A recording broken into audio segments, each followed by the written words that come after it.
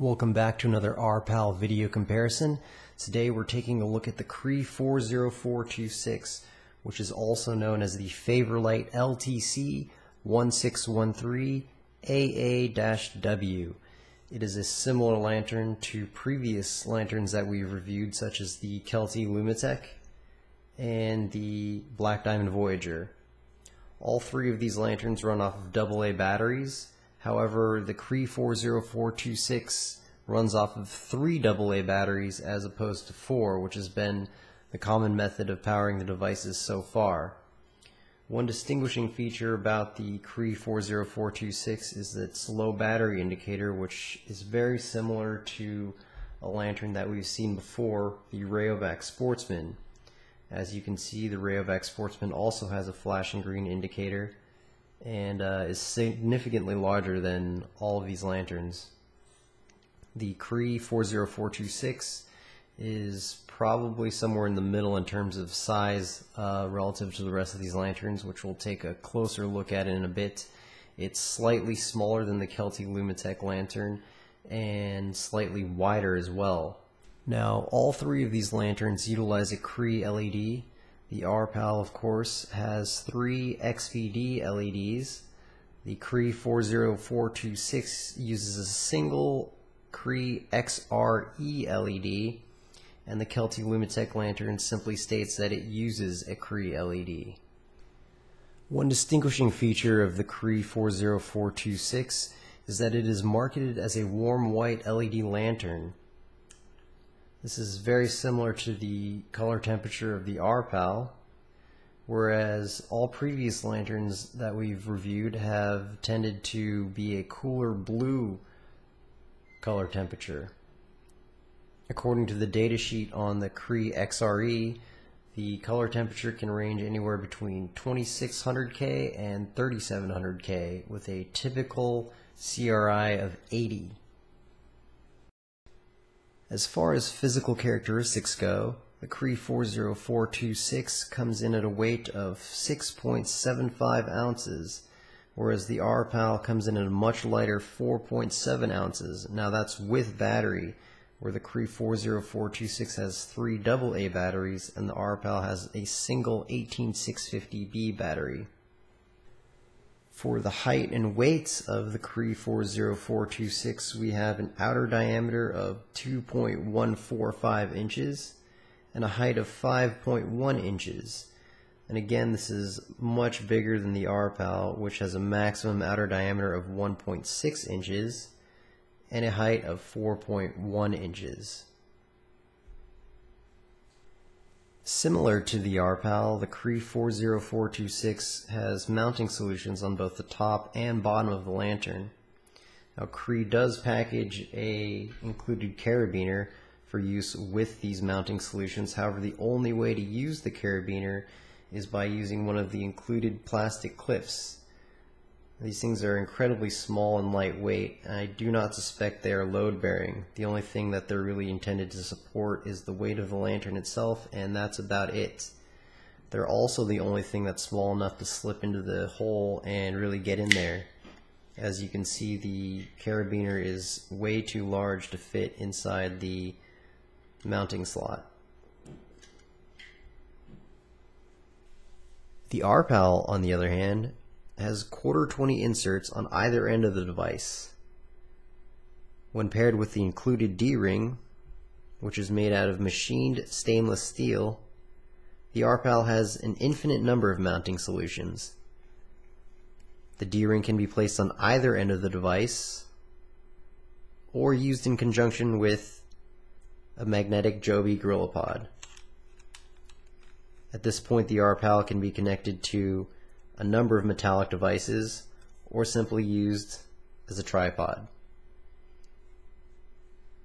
Other devices such as the Night Eyes S-Beaner can be used in conjunction with the D-ring, and as you can see, there's zero problem slipping it through. Unsurprisingly, the Cree 40426 shares similar characteristics to 2 other lanterns that we've reviewed before, the Rayovac Sportsman and the Streamlight Siege. That is largely in part due to the fact that Favourlight is the OEM, or is likely the OEM, for all three of these lanterns. The similarities between these three lanterns can be broken down into several categories, the first being a removable top end cap, a keyed battery compartment cap, and a combination of frosted or clear LED lens, reflector, and external enclosure. As far as the removable end cap goes, the Cree 40426 takes an entirely different approach than both the Sportsman and the Siege. Only the very top portion of the cap is removable, whereas the cap is attached to the external diffuser on both the other lanterns. The RPAL does not make use of a reflector as it is not necessary, nor does it use an external diffuser. The use of a diffuser has been discussed at length on various online forums. At RTG, we have found that the use of a diffuser drastically reduces the light output, which can be easily seen in the case of the Streamlight Siege. On the battery end cap, each lantern uses its own unique keying system. The Rayovac Sportsman uses keys placed at the 10 o'clock and 2 o'clock positions. As shown in our previous video, this method of keying makes it relatively difficult to place the end cap onto the lantern. The Streamlight Siege attempts to improve upon this design by placing a key in the direct center of the cap. While this is much easier than aligning two offset keys, it is still a cumbersome solution. Unfortunately, the Cree 40426 is the worst of the three. It uses two keys placed 180 degrees apart on the top. Each key is a different size, which only adds to the difficulty of placing the cap onto the lantern. The size difference between the two keys is relatively small, which makes it very easy to misalign the keys. Other AA lanterns solve this problem by using a battery cartridge that is either completely separate from the lantern or part of the lantern itself. And again, the RPAL uses a single 18650 cell with a straightforward twist-off end cap that requires minimal effort to align. You can simply remove the battery, place another one in, screw the cap on, and you're done. Feature-wise, the Cree 40426 has the exact same feature set as the Rayovac Sportsman. It has a high mode, a low mode, and a flashing mode. In order to return to any of these modes, you simply have to cycle the device back to the desired brightness setting or mode. However, you can shut the device off from the mode that you're in at any given time. The high mode is rated at a lumen output of 110 lumens, while the low mode is not specified.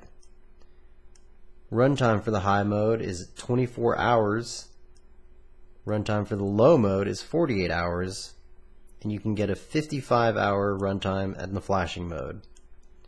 But also according to the specifications, the green flashing light will discharge the batteries over the course of 2 years. As mentioned before in previous videos, the RPAL has 15 logarithmic brightness settings. Each brightness setting can be set, the device turned off, and returned to without having to cycle through any of the brightness settings. The device also features beacon and SOS modes, in which the brightness can also be adjusted. Again, the device can be cycled on and off, and return to the exact same mode and brightness setting without having to cycle through anything. The RPAL also features an automatic shutoff timer in which the device will shut itself off after 15 minutes or so. The device will give a distinct warning pattern in which the user can reset the 15-minute timer by simply pressing the up or down buttons. The RPAL also features a low battery warning in which the device will warn the user that there's approximately 10% of the battery left by flashing a distinct warning pattern.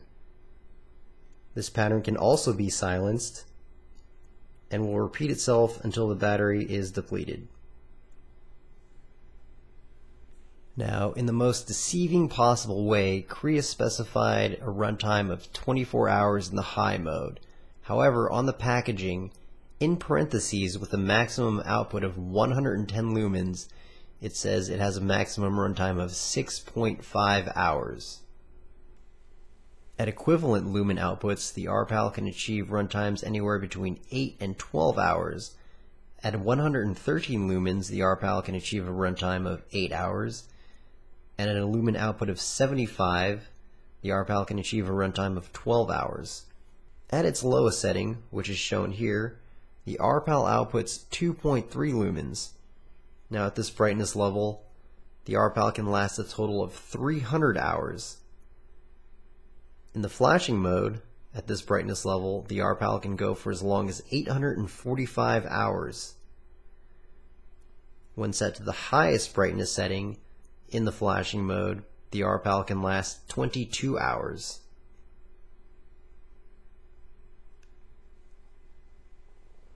The Cree 40426 does claim to be water resistant. There are O-rings at either of the end caps. However, there is no apparent sealing mechanism between the plastic lens and aluminum body. I'm inclined to believe that the Cree 40426 would survive a quick splash of water or temporary submersion without sustaining much damage. The RPAL, on the other hand, is rated at IP67, which means that it is both waterproof and dustproof. There are O-rings on either side of the lens, and the buttons themselves are overmolded into the plastic of the RPAL. This means that dust will not impede actuation of the switches, and the RPAL can survive submersion up to depths of 1 meter without sustaining any damage. So in conclusion, the Cree 40426 does have a number of things that are going well for it. It is smaller and more lightweight than the Kelty Lumitech lantern. It does have a warmer, whiter LED than any of the previous lanterns that we have reviewed. However, its feature set is very similar to the Rayovac Sportsman. And again, it is extremely limited in comparison to the RPAL, which is both lighter in weight, brighter, and has a significant more amount of features than all of the lanterns that we've previously reviewed. As far as runtime goes, the Cree 40426 is actually worse than the Kelty Lumitech, as there's one less AA battery, period. So that's it for this video comparison review of the Cree 40426. I hope you found this video to be informative, at least enough to draw your own conclusion about the RPAL and the Cree 40426. If you like this video, please subscribe to our channel, and again, follow us on Twitter and our blog, both which would be linked below. Thank you very much. Until next time.